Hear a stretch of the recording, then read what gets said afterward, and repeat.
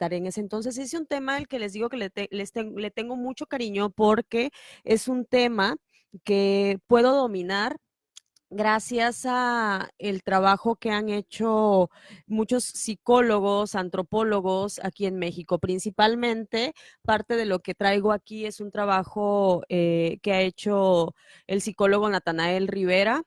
De la Universidad Veracruzana, espero que me esté viendo, o si no, que lo vea después. Saludos, Natanael, el doctor Camilo García, los integrantes del laboratorio de interacción social de la Facultad de Psicología. Entonces, bien, el tema que traigo es cooperación, competencia e individualismo en México, una demografía cambiante. Le pusieron aquí los chicos de producción. Yo como no me meto en eso, ellos decidieron ponerle así, pero tiene que ver con este tema.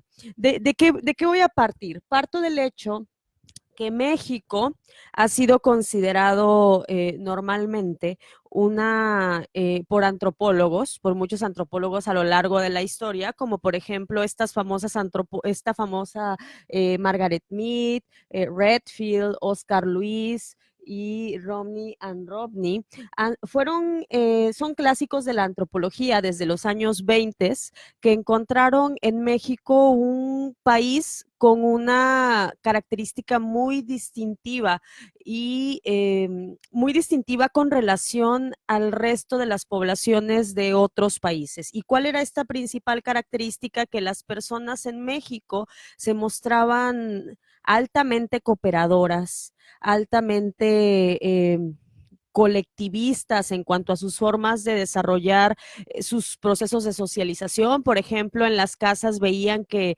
las familias vivían no solamente en una forma nuclear, sino que había una forma extendida y que todos colaboraban para llevar a la mesa la comida. También se veía que los niños se prestaban su ropa entre ellos, ¿no? Por ejemplo, algo que notaban, características como decir, bienvenido a tu casa, esta es nuestra casa, y no existían este tipo de vocablos como hablar vamos a mi casa, sino vamos a la casa, con muchas características que aparecieron para los antropólogos, pero no solamente para los antropólogos, sino también para algunos otros psicólogos experimentales que diseñaron tareas, como por ejemplo este psicólogo a quien se le quien marcó una tradición en los estudios de cooperación y competencia de manera experimental, que fue Millar Madsen. Este psicólogo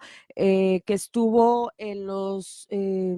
antes de los 60, desde los 50, interesado en estas conductas de cooperación y competencia, y las midió de manera experimental. Saludos, Adriana.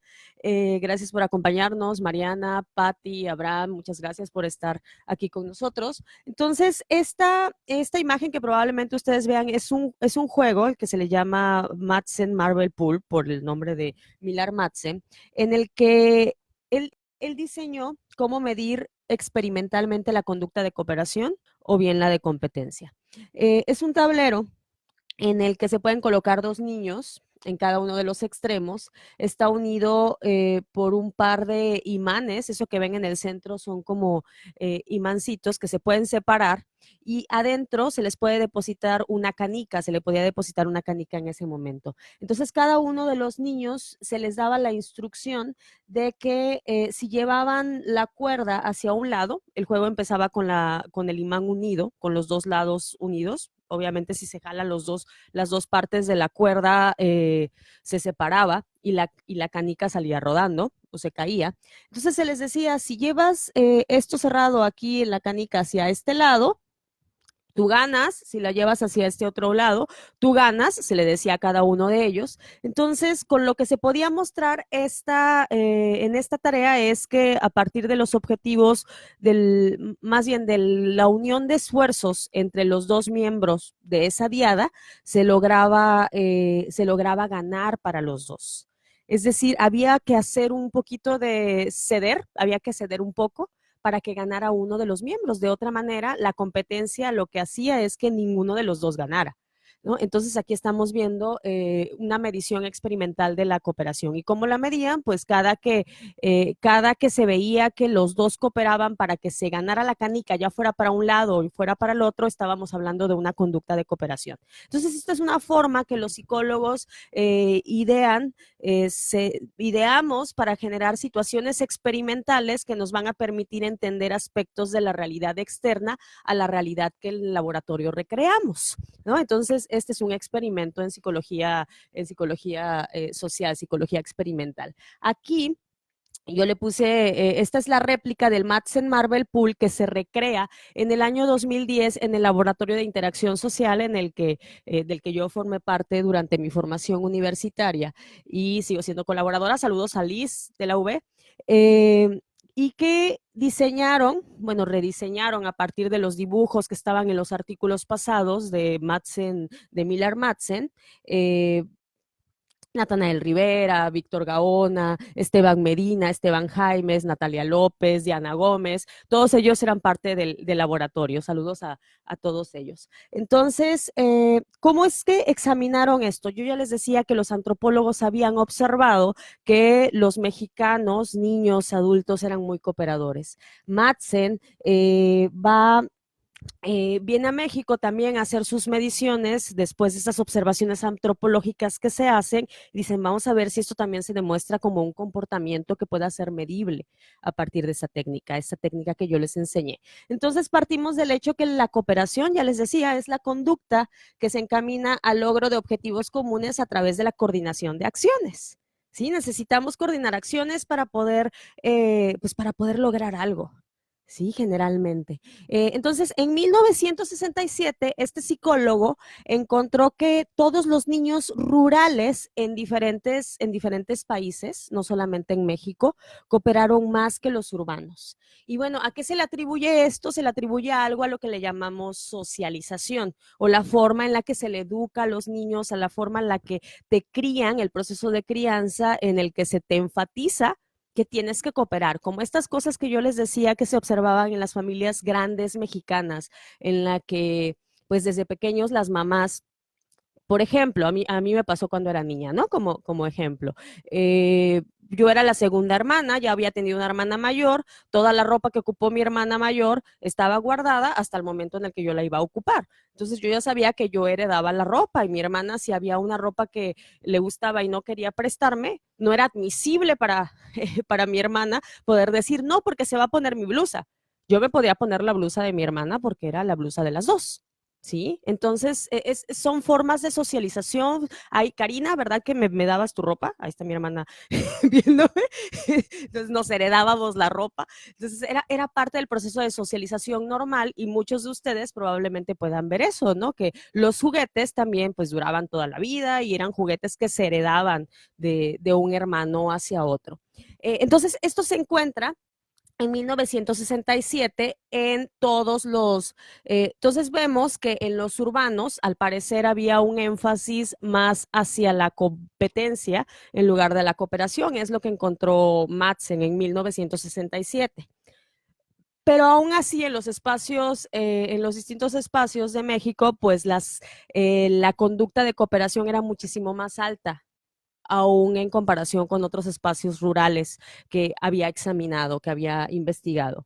El doctor Camilo García, en 1987, por cierto, el doctor Camilo García acaba de venir a la Universidad Iberoamericana, al laboratorio de interacción humana que fundamos ahí en la Ibero, en psicología, y presentó parte de unos de estos hallazgos, ¿no? Entonces, él en 1985 examinó a niños veracruzanos y encontró la consistencia con lo que Madsen había encontrado, que los rurales son más cooperadores.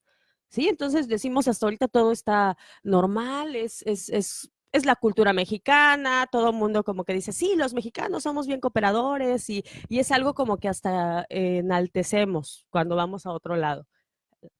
Pero bueno, ¿en dónde vemos la cooperación? ¿No? Pues aquí, por ejemplo, en esta imagen, la podemos desplazar no solamente del laboratorio, la vemos, las hormiguitas son como estos animales que aparecen, que nos permiten a nosotros entender el comportamiento y nos hacen ver que solamente cooperando ellos pueden lograr hacer todo el trabajo que logran, como llevarse un pedazo de tronquito, digamos, una ramita que está como el triple, cuádruple de su peso, de su tamaño, y lo hacen entre todos, se puede mover, se puede lograr hacer eso, ¿no? Tengo otra imagen aquí en donde vemos imágenes del sismo del año pasado y que solamente gracias a la cooperación, a la coordinación de acciones se lograron los objetivos de, por ejemplo, sacar a una persona con vida que estaba pidiendo auxilio debajo de los escombros. Solamente gracias a la cooperación es que se logran ese tipo de, pues de hazañas, ¿sí? O la cooperación en el hogar, ¿no? Que para poder tener una casa limpia no es una sola persona la que está haciendo el trabajo, sino que si hay varios miembros de la familia, tanto los hijos como los papás, las mamás, están dividiéndose las tareas para lograr el objetivo en común, que es mantener limpia la casa, ¿sí? Entonces vemos ahí. Aquí voy a pasar algo rapidísimo que no lo voy a explicar, se ve medio complejo, puedes ponerla toda la, es una tabla que aparece en LinkedIn Social Change and Developmental Change, Shifting Pathways of Human Development. Este es el artículo del 2009 de la doctora Patricia Greenfield. Ella es líder del Laboratorio de Desarrollo Humano y Cultura en la Universidad de California en Los Ángeles, y ella publicó esta teoría a la que le llama del cambio social. O sea, vemos ¿por qué los rurales son diferentes a los urbanos en su cooperación? Pues ella lo explica y algunos otros autores lo explican que se debe a la ruta que sigue el desarrollo humano. Y esa ruta va a estar marcada por la sociodemografía, que a su vez va a modificar la forma en la que nosotros nos relacionamos. Yo ya les decía, bueno, en estas familias que examinó Oscar Luis aquí en México y que antropológicamente observó que eran familias grandísimas, extensas, estaba el abuelo, los tíos y todos vivían en la misma casa y todos comían en el mismo momento, hasta la amante, ¿no? O sea, era una cosa de cooperación casi extrema, ¿no? Pero bueno, entonces, eso era lo que se observaba, pero era una sociodemografía específica. Sí, y bueno, la doctora Greenfield habla que en la sociodemografía no solamente, ¿qué es esto de la sociodemografía? A ver, primero vamos a tratar de aclarar. Pues demografía, estamos hablando de población. Entonces vamos a hablar de cómo se comportan las poblaciones, por ejemplo, cuáles son las edades que existen, de qué tamaño está la población, cuántas mujeres hay, cuántos hombres hay, cuántas personas de diferentes edades existen, etcétera, etcétera. Entonces esa es la sociodemografía, la extensión de la tierra en la que están cierto número de habitantes. Eso nos habla de la sociodemografía. Entonces, y esto para mis alumnos que vean que estamos hablando, bueno, somos psicólogos, sociodemografía, y si somos psicólogos sociales, generalmente la sociodemografía son nuestras variables independientes. ¿Sí? Ok. Y la dependiente en este caso es la cooperación y la competencia. No tiene que ver con el libre albedrío, justamente, ni con el destino predeterminado. Creo que es la charla que habló hace un momento Horacio, pero justamente no tiene que ver, o podría tener que ver con el destino predeterminado, si podemos decirlo así entre comillas, pero más bien tiene que ver con el lugar en el que naces y que eso que naces te permea de formas de socializarte, de formas de educarte. Y eso es lo que va a explicar la doctora Greenfield en el cambio social. Va a decir, tenemos en la sociodemografía valores culturales. Y esos valores culturales van a determinar el ambiente de aprendizaje. Bueno, debo de decir que este cuadro, aquí lo pongo, que lo elaboró Natanael Rivera para esta última conferencia que hubo en el 2018, tomado del original de Greenfield, ¿no? Nada más para que sepan que no es mi cuadro. ¿Sí? No vayan a acusarme de plagio. Entonces, Estos valores culturales van a determinar el ambiente de aprendizaje, cómo les enseñamos a las personas a aprender, y esto a su vez va a determinar el desarrollo humano que se tiene, ¿sí? Cuáles son estas diferencias en términos emocionales, en términos de aprendizaje, en términos de todos los procesos psicológicos que vamos a poder identificar. Y esta ruta del cambio, la ruta típica que existe, es pasar de lo rural a lo urbano. Generalmente, ya hemos visto en varias pláticas con el doctor Mario cómo era el Tijuana de antes y cómo es el Tijuana de ahora, ¿no? Era un Tijuana pequeño, era un Tijuana rural. Las ciudades pues, de las que todos venimos han crecido, ¿sí? Y las poblaciones están cambiando. Entonces vamos del Gemeinschaft al Gesellschaft, según la teoría de Tonis, que retoma la doctora Greenfield y habla que pasamos entonces normalmente de la comunidad a la sociedad. ¿Y qué es lo que implica esto? Que vamos a cambiar, por ejemplo, de economías, idealmente, de ser pobres a tener mayores ingresos, de ser en nuestras relaciones sociales interdependientes, primero cuando estamos en comunidad, a convertirnos en independientes. Entonces, esto definitivamente, este marco explicativo lo da para decir, bueno, ¿por qué los rurales se comportan más cooperadores que los urbanos? Bueno, pues la explicación que se da es que hubo un cambio en este patrón del aprendizaje. Antes se les ponía alta prevalencia y alto valor al hecho de cooperar, y si te vas educando, si te van cambiando de forma en el parámetro en el que existes, va cambiando también las dinámicas de aprendizaje, de enseñanza y aprendizaje, cómo se relacionan las mamás con los hijos se transforman, y esto va a transformar el resultado del desarrollo. Entonces las gentes ya no van a ser igual, en teoría, ¿no? Entonces, bueno, encontramos eso y ¿qué vemos? ¿Qué vemos? La siguiente, por favor. Bueno, ahorita nada más me estoy concentrando en esta conducta de cooperación. Les decía que en 1970, en uno de los artículos publicados por el doctor Madsen, aquí en Baja California, y traje este dato de Baja California, en San Vicente se hizo un estudio en el que se encontró que los mexicanos rurales eran altamente cooperadores, ¿no? Y lo publicó en una revista y decían, bueno, pues es una característica particular, hay que ver por qué son así de cooperadores en comparación con otros. Y esa explicación se da en este entendido de la sociodemografía pequeña, de lo que se prevalece como valor, de lo que se enseña, etcétera. Encontramos, ya les decía, el experimento que utilizó es el que les expliqué hace un momento.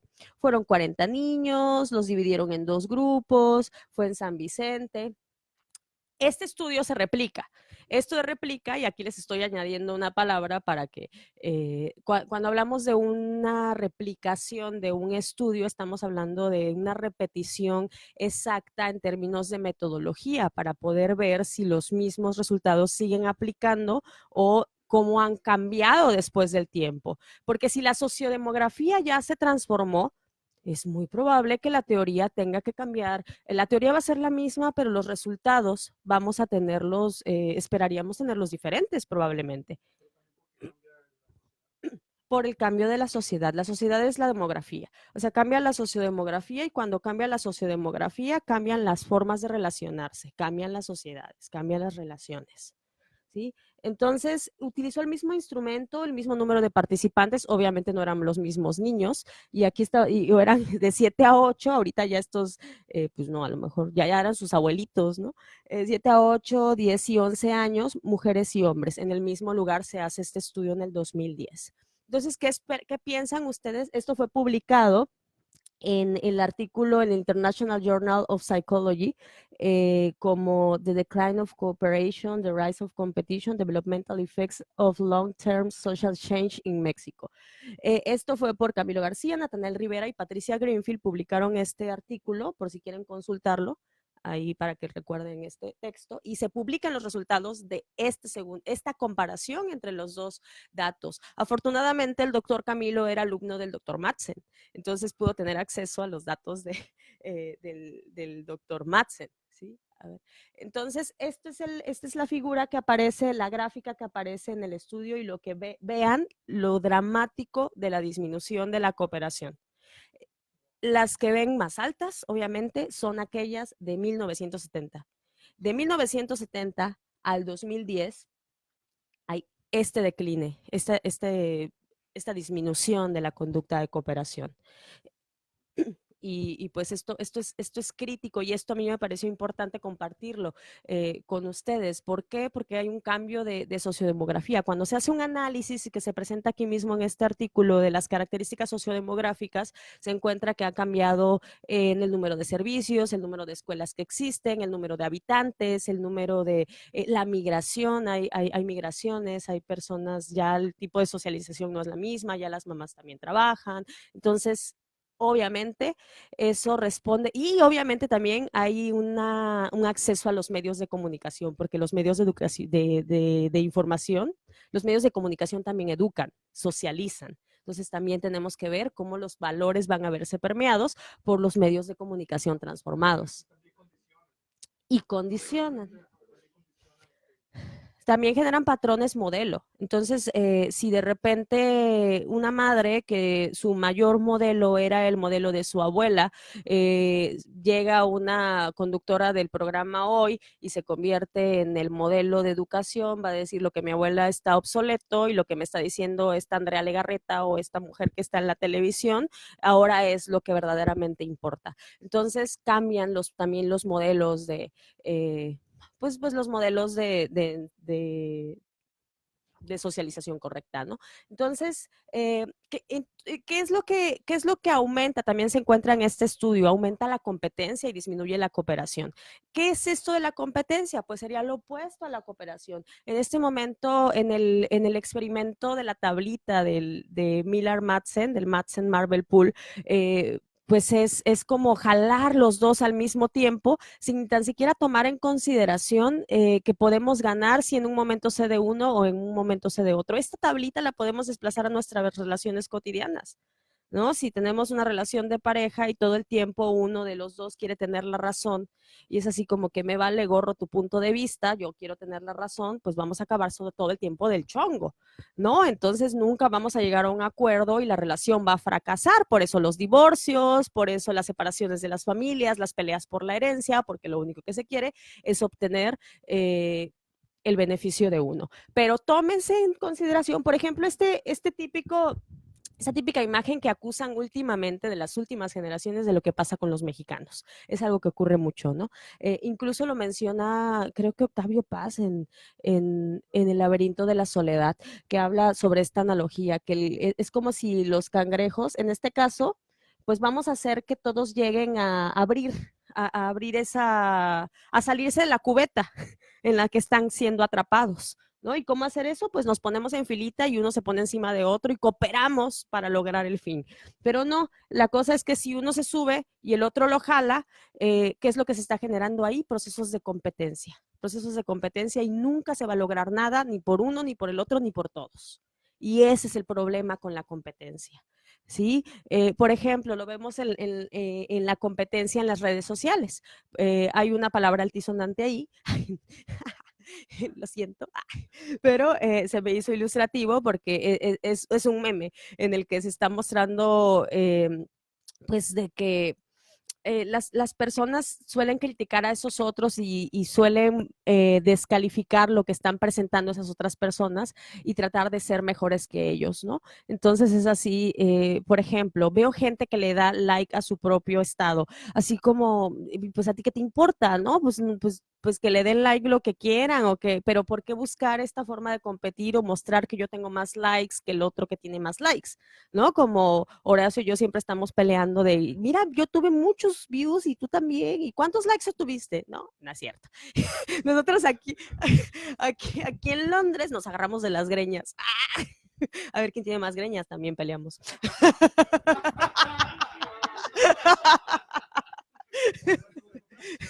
También hacemos competencia de baile, luego vamos al esquivel y empezamos a hacer como pasitos. Al Rubix. No. Bueno, ustedes no conocen esos bares, los que me ven desde Veracruz, pero son unos bares populares de aquí de Tijuana. Entonces, pero no, en realidad, por ejemplo, el hecho de que tengamos Londres 1671 ha sido por el logro, por la cooperación mutua para lograr un fin en común. ¿no? Que es esta difusión de llegar a las personas pues con conocimiento, con abrir un poco la mente, literatura, etcétera. Entonces aquí vemos pues igual ejemplos de competencia, esta búsqueda de generar una imagen en la que se estás fijando. Fíjense, y aquí les voy a mostrar una diferencia para que vean la distinción que se hace de la conducta de cooperación hacia la de la competencia y hacia la del individualismo. En la conducta de competencia estamos queriendo destacar, pero queremos destacar y queremos que el otro no destaque o queremos sobresalir por encima de los otros, ¿no? Así nos ponemos en los reflectores y lo que queremos es que los otros noten que estamos en los reflectores y que los otros no lleguen a los reflectores como nosotros estamos llegando, estamos compitiendo, ¿sí? En el caso del individualismo, que me parece que es la siguiente imagen que tengo, sí, y el individualismo más bien es cuando, aquí pongo esta frase que dice, ¿y no será que en este mundo hay cada vez más gente y menos personas? O sea, es como la ilustración perfecta de lo que ocurre en el individualismo. Somos un montón de personas conviviendo. De hecho, la imagen con la que me anunciaron para esta charla era un montón de adolescentes que parece que estaban conviviendo, que parece que estaban en comunidad, estaban juntos, pero ninguno estaba con ningún otro. ¿No? Cada quien estaba con su celular, cada quien estaba atendiendo, era un montón de personas abultadas, amontonadas y ahí quién sabe. Y bueno, mando saludos a Ismael, Marcos, Alexis, saludos a Gina, Verónica, a Wendy, a Jorge Nieves. Muy bien. Muchas gracias por acompañarnos. Y bien, entonces el individualismo lo podemos ver en ese sentido, ¿no? Estamos sujetos amontonados, estamos sujetos aislados unos de los otros. Por ejemplo, esto lo vemos reflejado. ¿Cuáles son los efectos de tener como valor prevaleciente el del individualismo? Pues el aislamiento, la cohesión social, el incremento de las enfermedades mentales, la no posibilidad de cura mediante la otra persona, la depresión, el suicidio. Esto aparece y ya se ha hecho estudios clásicos de los altos índices de suicidio en las sociedades individualistas. ¿Por qué? Porque hay un aislamiento, hay un no me importa lo que está haciendo el otro. Eh, y es algo que se socializa desde el momento mismo en el que se nace en una cultura, pero es algo que se puede transformar y es algo que podemos buscar hacer diferente. Eh, me pasó, por ejemplo, si uno va en el metro de una ciudad como Londres, si alguien llega y alguien está golpeando a alguien, nadie se mete, se quedan así, a lo mejor le llaman al policía y alguien está llamando así por su teléfono y dicen 911 y a ver que venga el de emergencia, pero yo no voy a decirle deja de golpearla porque pues no me vaya a meter yo en sus problemas y no quiero, además me va a acusar de metiche. Entonces, o por ejemplo, lo que discutíamos aquí con sociedades como en Suecia, en la que hay un sistema tan automatizado en el que incluso encuentran después de un año o 2 años a las personas adultas mayores que ya no tienen a ningún familiar que esté preocupado por buscarlas. Y habían estado recibiendo su apoyo del gobierno y encuentran sus cuerpos, ni los vecinos, déjate de los familiares, ni los vecinos notan su existencia o la falta de su existencia. Y el departamento de búsquedas, porque se crea un departamento de búsquedas, esto todo lo sé por un documental, les recomiendo la teoría saca del amor, que estamos discutiendo, hemos estado discutiendo aquí también en Londres. Pero bien, eso es en lo que en la tendencia que lleva a esa transformación de las sociedades, ¿no? Y a lo mejor, y bueno, se analiza como por ejemplo Derrida podría hablar de zombies, de los zombies en los que nos estamos convirtiendo, en los que somos, él no había visto los smartphones, pero pues ya estamos en ese sentido, ¿no? Entonces pensemos, analicemos un poco, nos estamos comportando, estamos educando a nuestros hijos, a las otras generaciones para cooperar, para lograr un fin. ¿Tenemos un fin en común? Sí, sí tenemos un fin en común. y si estamos cooperando todos en el mismo nivel o estamos buscando hacerlo. Entonces los invito a la reflexión sobre este tema, espero que haya sido de utilidad, nos vemos en la siguiente emisión, muchas gracias. Sí, van a ser una voz off. Hola, soy Horacio de nuevo, ¿cómo están? Estoy en este momento voz en off. No, precisamente por eso. Me dicen acá que me meta a cuadro, pero bueno, en lo que me acomodo, hace rato estábamos platicando sobre este libro de El Toro de Minos y yo hice referencia a una película que acabo de ver. Va a ser muy breve mi intervención. No se preocupen. Eh, esta película trataba sobre el robo, el asalto que hicieron al Museo Nacional de Antropología. Ujú. Y lo que curioso de esta película es que retrata muy bien lo que estaba pasando en el 85. Ahorita, hace rato hiciste referencia al terremoto del año pasado en la Ciudad de México. Y esta película está basada en una historia real que se desarrolla en el contexto del terremoto del 85. Y muestra una sociedad en decadencia, totalmente sombría, totalmente derrotista. El personaje principal es un loser, ¿sí? Pero asalta el museo. Entonces, mi reflexión en ese sentido, como ven, es que una cosa nos lleva a la otra, es, se estudió esto también del 85, creo, si no, y se estudió el del terremoto el año pasado, esta situación de cooperación. Entonces, ¿cuál es la diferencia? ¿No? Es como una interrogante que tengo, no sé si quieras platicar sobre eso.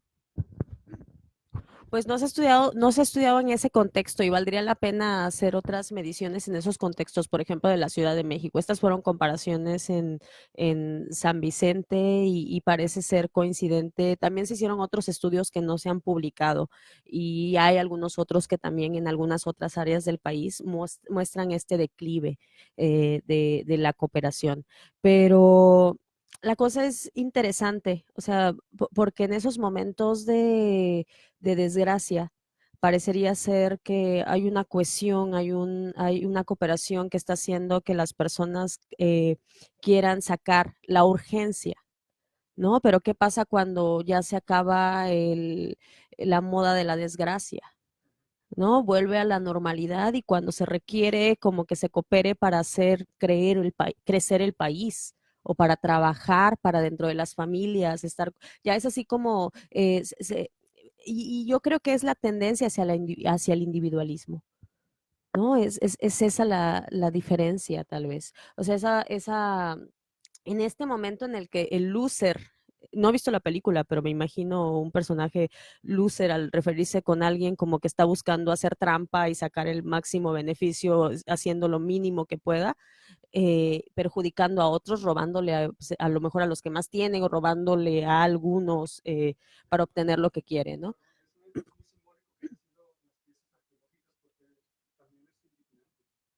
Está hablando Horacio de lo indignante que es que hayan sido piezas arqueológicas, ¿no? Entonces no es un robo solamente a algún otro, sino las más valiosas de todo un patrimonio cultural, ¿sí? Entonces, pues yo podría analizarlo así, ¿no? Como ver un momento de transición en el que nos estamos dirigiendo de esta competencia, esta búsqueda de destacar y esta actitud que muchos dicen que es de mexicanos, que yo digo que es de algunos cuantos mexicanos y algunos otros, pues de algunos otros países, de hacer trampa, de transar, de ser corruptos. Hacia este proceso de ya no me importan los otros y pues nada más lo que me importan en este momento es en el sentido utilitario, qué tanto me pueden dar con like, qué tanta fama me van a dar, porque al fin es el afecto, pero de todas formas se convierte en un proceso de desindividualización, ¿no? Entonces estoy alejándome de los otros, los estoy usando, entonces es una mezcla, es un comportamiento muy complejo ahora el que aparece y es el que yo observo, ¿no? Entonces, creo que tenemos mucha información hasta este momento y dejaría que lo reflexionaran. Vamos a seguir hablando sobre esto, vamos a tener una charla sobre cohesión social en los jóvenes, muy pronto y se las vamos a compartir también, ¿no? Entonces vamos a seguir hablando sobre estos temas que nos parece muy relevante en estos tiempos que tenemos de migraciones, de refugios, de alta criminalidad y en el que necesitamos regresar, no regresar hacia un punto en el que creemos que estábamos mejor, porque tampoco podemos saber si estábamos mejor, sino regresar a un punto de cohesión social, si es que en algún momento la hubo, al menos en nuestros núcleos familiares, en nuestras sociedades. El beneficio que la comunidad da, pero una comunidad que lo que busca es encontrar ese beneficio para la mayoría. Y no estoy hablando de comunismo, socialismos, no estoy hablando de capitalismo, como todas estas etiquetas ya en otro nivel que nada más usan quienes controlan el poder desde lo económico. Estoy hablando de la cohesión social desde la base de la sociedad, desde aquello que hace que un país crezca. Y es el trabajo de todos. Muchísimas gracias por acompañarnos, gracias por tu intervención, Horacio, gracias al equipo de producción y gracias a ustedes por acompañarnos otra vez. Nos vemos pronto.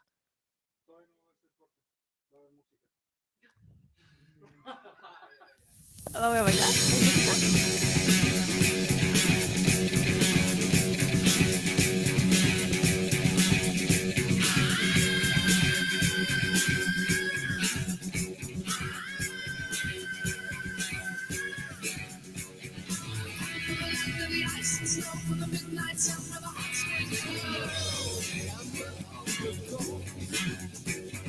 Drive our ships to new land.